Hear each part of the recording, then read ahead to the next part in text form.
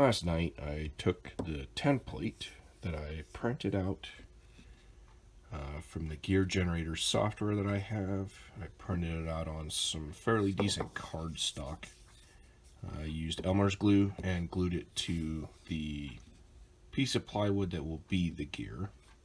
And then this crappy piece of plywood I then glued to this piece of plywood to be a backer, because when you drill holes it has a tendency to bust out the material on the back of the plywood, right?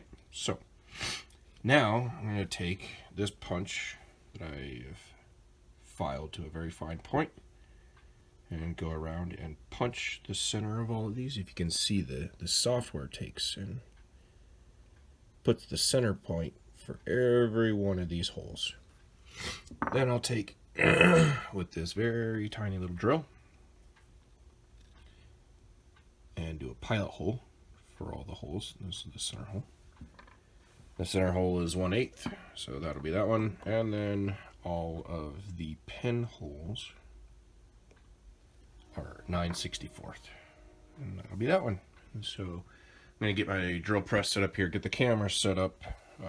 I'll punch the holes real quick with the punch, and then we'll get started drilling. All right.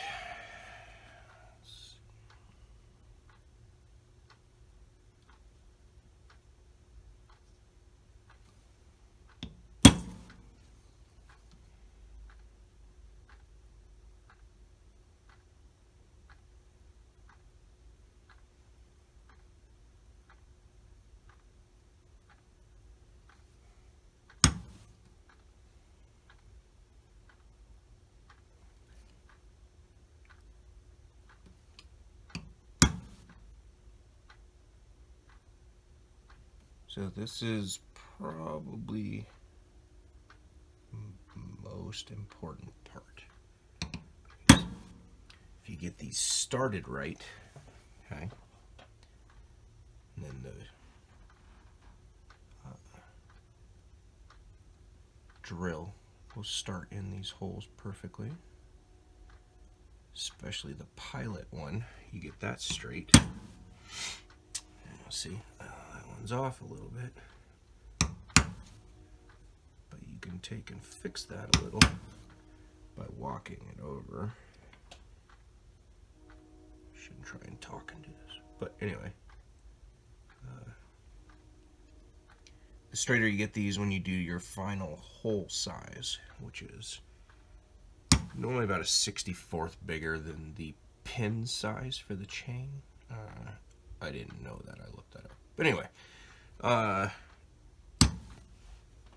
see, I want that material removed right up to the line here, okay? And the easiest way to do that is with a drill.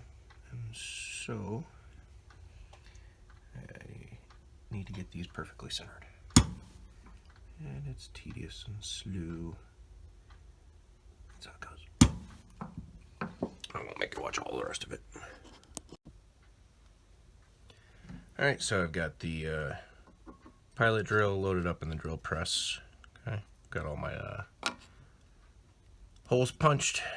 I like to set the table really close, so it's just a small movement. And let's get started. Here we go.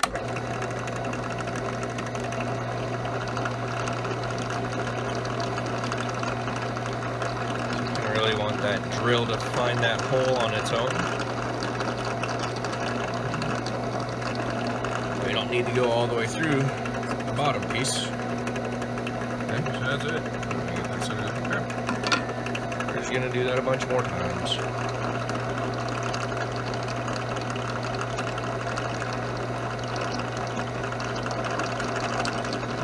So you let that drill find that hole. You can kind of watch it wobble in just a little bit. This is one of the straightest ones I had. Once it gets in that hole, it straightens out real nice.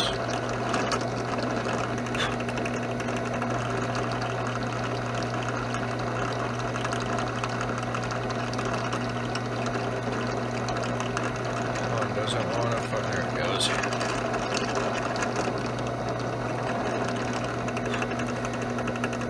sometimes you gotta just kind of let it walk in there and find the hole. That one wasn't great, but what I can also do is when I go to start it with the big drill, the final one, I'll have to walk that one over a little bit.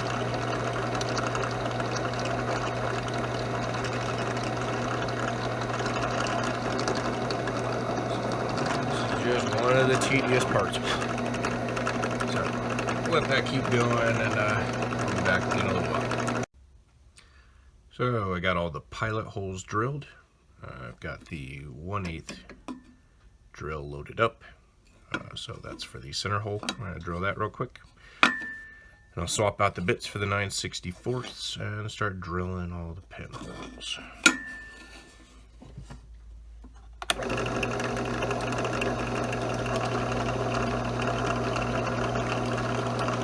So again, I like to let it just kind of walk, see it wobble in there. That's okay, I want it to do that. I'm even let it spin a little, okay? What I'm doing is letting it find that hole. And then we go through.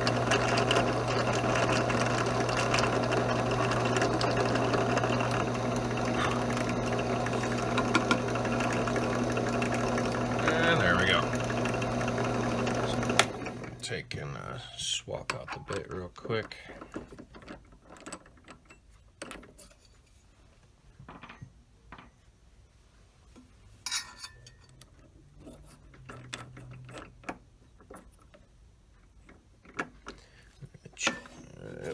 Clear.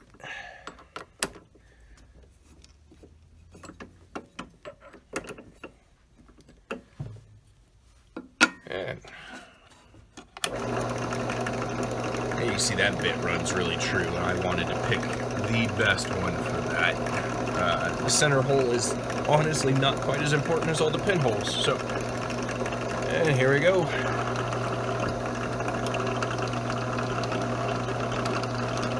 Again, I'm going to let it kind of wobble, find that spot.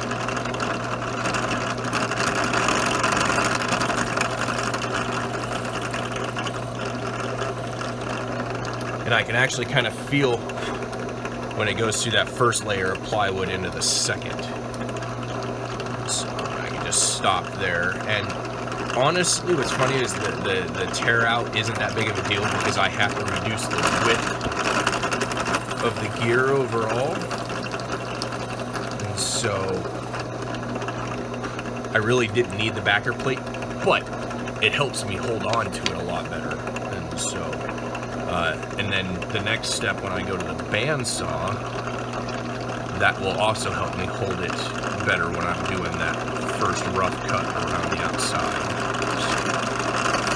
So let that walk in, bam, it gets solid. Goes through the plywood, good to go. And again, I'm not gonna make it much of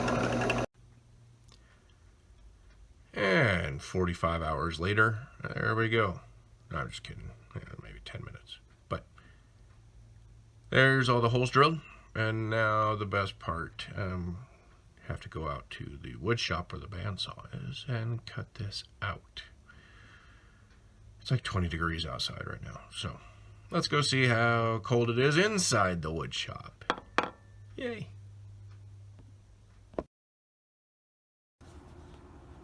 Well, this is the wood shop that I'm always talking about. Got a Porter cable drill press.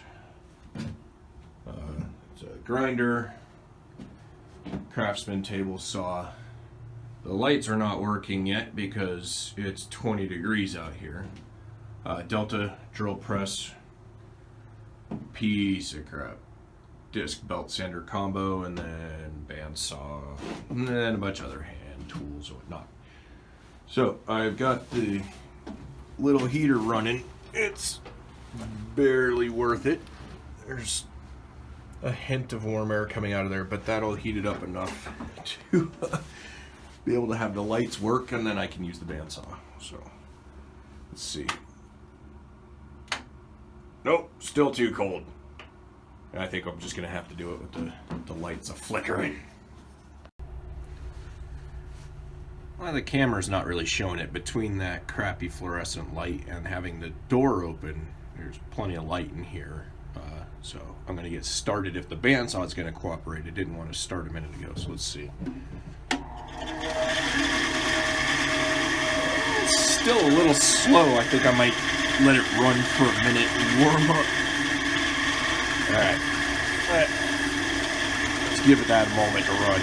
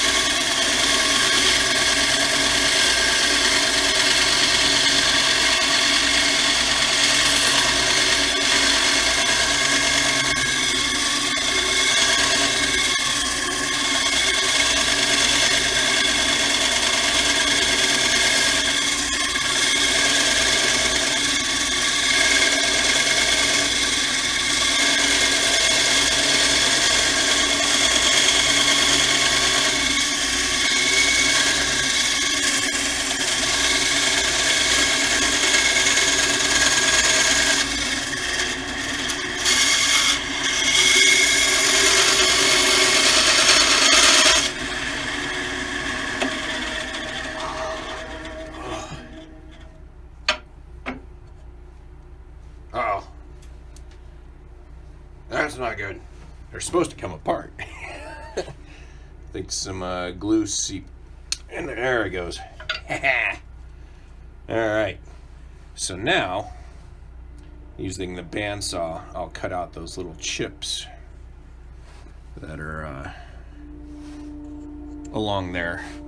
But I'm going to stand in front of the heater for a minute. Alright, hands have warmed up a little. I'm going to do some cuts and see how we go.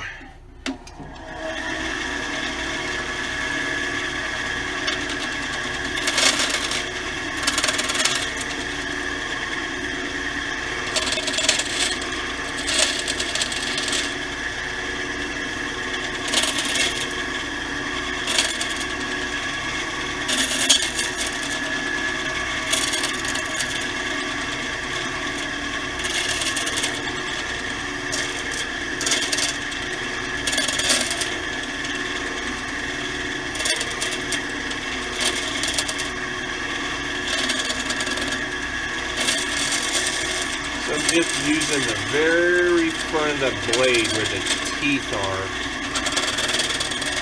I'm almost whittling away the wood right up to the line. Now I'm not worried about the very tip of the teeth because I'll put this on the sander and get those. I'm worried about getting to that edge of the teeth cleaned up here. The rest of that cleanup for the edge of the teeth and the tip of the teeth can be done on the sander. It's just much easier to do here on the bandsaw.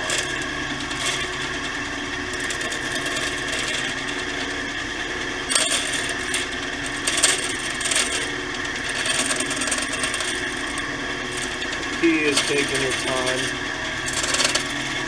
not rushing. Part into the blade.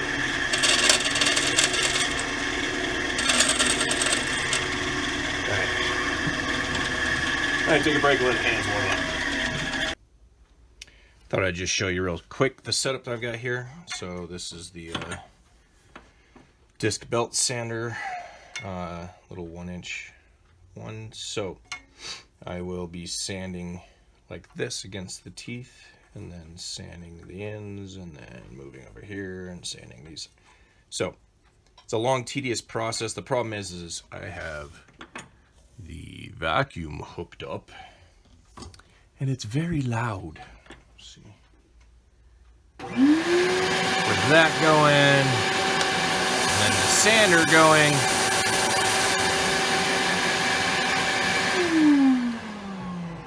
I can't hear myself think, let alone let you guys hear it. So I am gonna go about sanding these, but you can see the process there. It's very slow and tedious. Well, I have to say, this thing made a huge difference. So sat here sanding for a while. There's the original one. That was done with focus files and sandpaper. There's the big one. Done with this thing. Obviously not perfect. Some of the teeth are a little width, but widths are a little different, whatever. But the key thing is that the pinholes, the little round things, are pretty accurate. I was measuring them. That's what's important. That's what the chain rides, and these just guide the pins into that slot. So if you'll bear with me, let's see if we can do in our experiment. Here's the shaft. So here's the chain. Put the gear in there. And man, like, it fits really nicely in there. So, well, that's where it'll be. Woohoo! All right. Well, one of Grandpa's friends came over last night. I was showing him my stuff, and he decided to break that triangle. So I gotta resolder that, and then I will put all of this crap together and see if it fixed it. All right.